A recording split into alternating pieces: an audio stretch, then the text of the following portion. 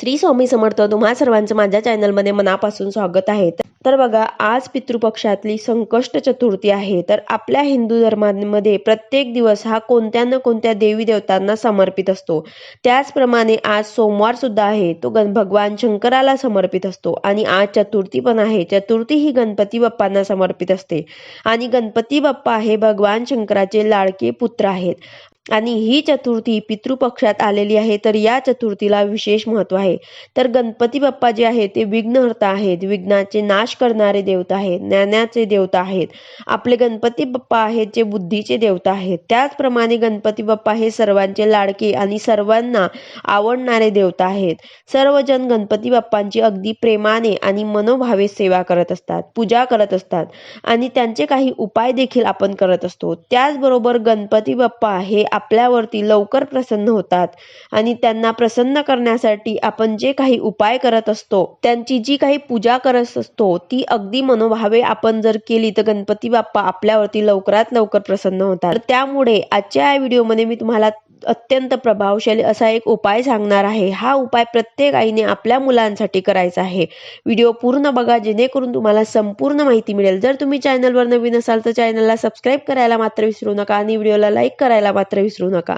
तर बघा, प्रत्येक आई वडिलांना असं वाटतं की आपल्या मुलांना खूप शिकावं, खूप अभ्यास करावा, सांगितलेल्या सर्व गोष्टी ऐकाव्यात, त्याचबरोबर उच्च पदवी धारण करावी आणि त्याच प्रकारे आपल्या मुलांवरती संकट येऊ नये, विघ्न येऊ नये असं प्रत्येक आई वडिलांना वाटत असतं. आणि त्यासाठी ते कष्ट करत असतात, मेहनत सुद्धा करत असतात. कधी कधी काय होतं की मुलांना अभ्यास जो आहे तो त्यांच्या लक्षात राहत नाही आणि त्यांना अभ्यास करावा असं वाटत नाही. सांगितलेल्या गोष्टी ते ऐकत नाही. बऱ्याच वेळेला असं होतं की आजूबाजूला जी वाईट संगत असते ते आपल्या मुलांना लागत असते आणि या सर्व गोष्टींचा वाईट परिणाम आपल्या मुलांवरती पडत असतो. आणि अशा प्रकारच्या मुलांमध्ये ज्या गोष्टी दिसून आल्या तर आई वडील त्यांच्यासाठी खूप प्रयत्न करत असतात की ते योग्य मार्गावरती जावं, त्यांनी योग्य तो मार्ग निवडावा. तर अशासाठी ते प्रयत्नशील असतात. त्याचबरोबर चतुर्थीला आपण आपल्या मुलांसाठी उपाय देखील करत असतात. तर चतुर्थीला जर आपण आपल्या मुलांसाठी काही उपाय केले तर या उपायाचं फळ आपल्याला मिळत असते. त्यामुळे हा उपाय जो आहे तर तो तुम्हाला तुमच्या अगदी लहान मुलं जरी असतील किंवा मोठी मुलं असतील तरी सुद्धा तुम्हाला करायचं आहे. त्यांच्यासाठी तुम्ही हा उपाय करू शकतात.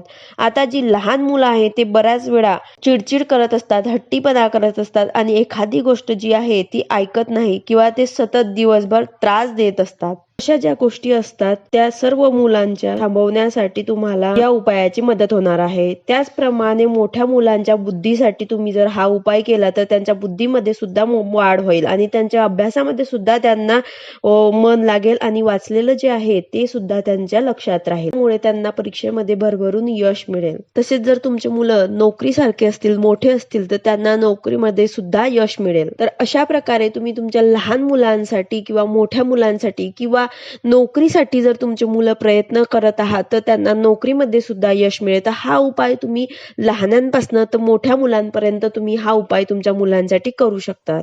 तर बघा, उपायासाठी तुम्हाला काय लागणार आहे, 2 वेलची लागणार आहेत, सोबत 5 दुर्वा लागणार आहे आणि गुळ फुटाणे तुम्हाला लागणार आहे. या 3 वस्तू तुम्हाला घ्यायच्या आहे. या 3 वस्तू गणपती बाप्पांना अतिशय प्रिय आहेत. पण जर उपाय करतो, सेवा करतो तर त्यावेळेस आपल्याला गणपती बाप्पा आपल्यावरती प्रसन्न होतात आणि आपल्या ज्या काही इच्छा आहेत ते लवकरात लवकर ते पूर्ण करतात. तर आज संकष्ट चतुर्थी असल्यामुळे गणपती बाप्पांची आपल्याला विधिवत पूजा करायची आहे. बाप्पांचा आपल्याला अभिषेक करायचा आहे, त्यांची विधिवत पूजा करायची आहे. त्यांना गंध, अक्षता, फुलं वाहून, दुर्वा वाहून अशा प्रकारे त्यांची विधिवत पूजा करायची आहे. मी गणपती अथर्व शीर्ष म्हणून गणपती बाप्पांवरती तुम्हाला अभिषेक करायचा आहे. त्यानंतर पंचोपचार पूजा करायची आहे.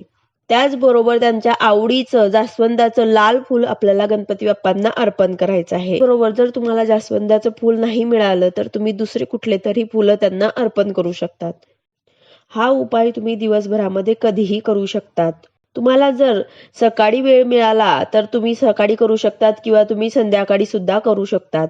फक्त हा उपाय करताना तुम्हाला दिवा प्रज्वलित करून घ्यायचा आहे आणि तुम्हाला तुमच्या घरामध्ये गणपती बाप्पांचा फोटो किंवा आपल्या देवघरामध्ये गणपती बाप्पांची मूर्ती असते त्यासमोर तुम्हाला हा उपाय करायचा आहे.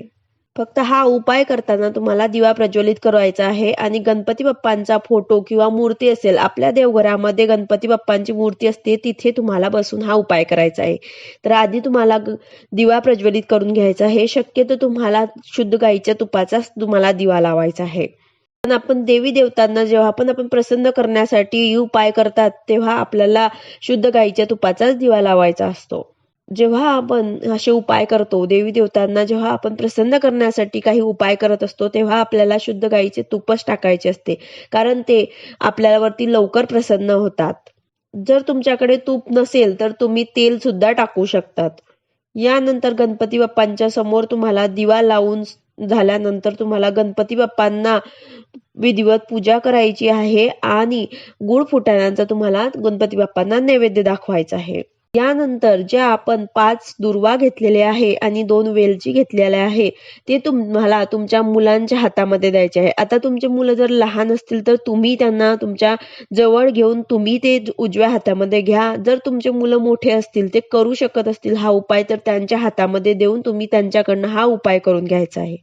यानंतर जे दुर्वा आणि आपण 2 वेलची घेतलेल्या आहे आपल्या हातामध्ये, त्यानंतर तुम्हाला गणपती अथर्वशीर्षाचे पठण करायचे आहे. आता तुमच्या मुलांना जर ते पठण करता येत असेल तर त्यांच्याकडनं हे पठण करून घ्या, किंवा जर तुमची मुलं लहान असतील तर तुम्ही त्यांना तुमच्या जवळ घेऊन तुमच्या हातामध्ये हे वेलची आणि 5 दुर्वा घेऊन तुम्ही हे गणपती अथर्वशीर्षाचे पठण करा आणि त्यांना सुद्धा तुमच्या जवळ घेऊन बसा. यानंतर तुम्हाला गणपती अथर्वशीर्षाचे पठण करायचे आहे आणि एक वेळा संकटनाशक स्तोत्र जे असतं त्या स्तोत्राचं तुम्हाला एक वेळा पठण करायचे आहे. त्यानंतर हे 2 वेलची आणि जे दुर्वा घेतलेले आहे ते गणपती बाप्पांना अर्पण करायचे आहे आणि यानंतर गणपती बाप्पांना प्रार्थना करायची आहे. त्यांच्या ज्या काही अभ्यासामध्ये त्यांना अडचणी येत असतील किंवा त्यांच्या नोकरीमध्ये जे काही अडचणी येत असतील त्या दूर होत. तसेच जर लहान मुलं आहेत त्यांचं चिडचिडपणा जे ऐकत नाही आहेत त्यांच्या स्वभावामध्ये बदल होऊ द्या. अशा प्रकारे तुमची जे काही अडचण असतील तुमच्या मुलांबद्दल ते तुम्हाला तिथे सांगायचे आहे गणपती बाप्पांना. यानंतर ह्या ज्या वस्तू आहेत त्या आपल्याला गणपती बाप्पांकडे तशाच राहू द्यायच्या आहे आणि आज तुम्ही हा उपाय केला तर उद्या मंगळवारी तुम्हाला 2 वेलची जी आहेत गणपती बाप्पांजवळ ठेवलेल्या त्यामधनं तुम्हाला 1 वेलची बॅगेत 1 वेलची ठेवायची आहे. तर जे दुसरी वेलची आहे ते तुम्हाला तुमच्या मुलांना दुधामधनं किंवा काही गोड पदार्थ केला त्यामध्ये टाकून त्यांना खायला द्यायचे आहे. आता जर तुमचे मुलं लहान असतील किंवा शाळेत जात नसतील तर तुम्हाला ते तुमच्याजवळ तुमच्या पर्समध्ये ठेवायचं आहे आणि तुमची मुलं जर शाळेमध्ये जात असतील तर त्यांच्या बॅगेत ठेवायची आहे. हे वस्तू कायमस्वरूपी तुम्हाला तुमच्या मुलांच्या बॅगेत ठेवायची आहे, याची तुम्हाला काळजी घ्यायची आहे.